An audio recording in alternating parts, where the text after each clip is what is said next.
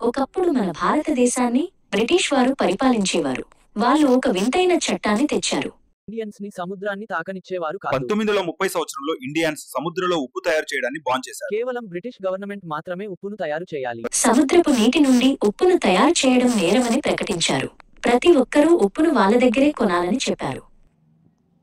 ఈ విషయం సబర్మతి ఆశ్రమంలో ఉన్న గాంధీ గారికి తెలిసింది. ఉప్పు అనేది మనందరిది. ప్రకృతి మనకు ఇచ్చిన కానుక. దానిపై పన్ను విధించడం అన్యాయం అని ఆయన అనుకున్నారు. గాంధీ గారు ఒక నిర్ణయం తీసుకున్నారు. నేను సముద్రం దగ్గరకు నడుస్తాను.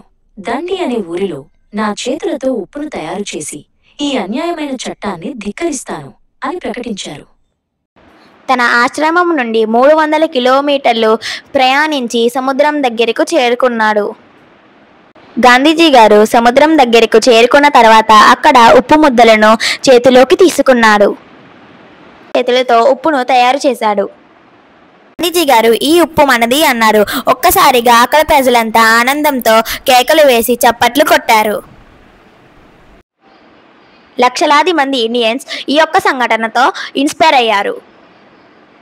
వారు సొంతంగా ఉప్పును తయారు చేసుకోవడం ప్రారంభించారు. బ్రిటిష్ గవర్నమెంట్ గాంధీజీని అరెస్ట్ చేసింది. ఉప్పును తయారు చేసే 60,000 మందిని జైల్లో పెట్టారు. కొన్ని సంవత్సరాల తర్వాత బ్రిటిష్ ఇండియాని వదిలిపెట్టి వెళ్ళిపోయింది.